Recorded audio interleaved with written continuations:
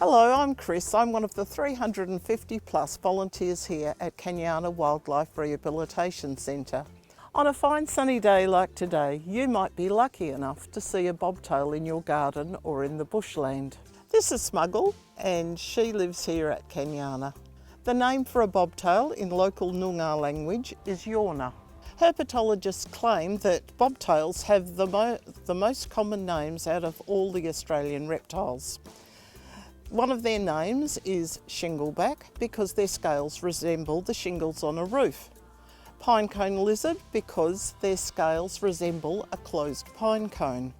Sleepy lizard because they are slow moving and inactive during winter. Stumpy tail lizard because they have very short tails. Their tails are short, rounded and quite blunt. You may know them most commonly as blue-tongued skinks because when they stick out their tongue, they're blue. Bobtail skinks are very common in the city of Kalamunda and surrounds. You might even find them wandering into your house, sheds, or find them in your backyard. How will you recognise a bobtail in the bush? Let's start with the head. It's triangular, 2 nostrils, 2 eyes, and 2 ear openings. Internal ears so the dirt doesn't get in. On top of the head is a 3rd eye covered by a thick scale. It's called a parietal eye and it helps the bobtail skink with thermoregulation, hormone production and also navigation. Bobtail pairs will live separately for 10 months of the year. When the sensory eye tells them it's time to find a mate, they search each other out, get together for a couple of months, and the female will produce 2 to 4 young. They will search out their partner for every year for the rest of their lives. They can live up to 20 to 50 years of age. Monogamy is especially rare in reptiles, so bobtails are really very special animals.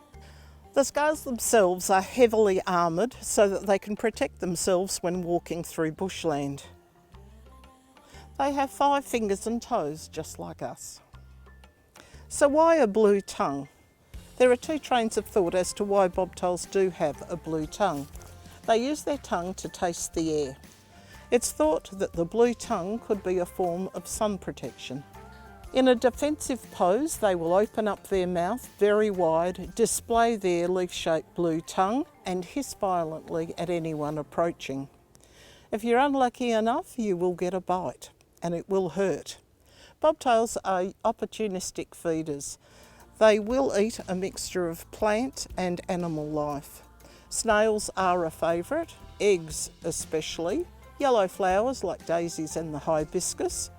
If they're lucky enough to find a vegetable garden, tomatoes and strawberries are on the menu. Bobtails face many threats in the wild and in suburbia. Natural predators of bobtails are birds of prey, ravens, kookaburras, snakes and dingoes. Introduced pets are also a problem, like dogs and cats. Many bobtail admissions come to Kanyana due to being hit by cars. Bobtails will use the road or footpaths as a nice warm surface to bask on to warm themselves up, and this can be a problem. Creating a bobtail friendly garden is really easy to do at home. All you need to gather are a pile of small rocks so bobtails can shelter in. Water is important not only for bobtails but for all wildlife. Also, clay pipes are a good place for bobtails to shelter, get warmth and hide from predators. It's important to remember that if you have a vegetable garden, we know that gardeners don't enjoy having snails in their garden, but it's really important for our wildlife that you don't use snail pellets. Also, insecticides used on plants is not advised. Bobtails eating the plants in your garden may also ingest insecticides and ill health will prevail. And the last thing to do is to provide lots of cover for bobtails and other small mammals to hide in. You can do this by planting native plants and also restrict cutting down bushes and trees, as this provides valuable leaf litter for bobtails and other animals to shelter in. Everybody can do their bit to help bobtails in the wild. Contact the City of Kalamunda for more information.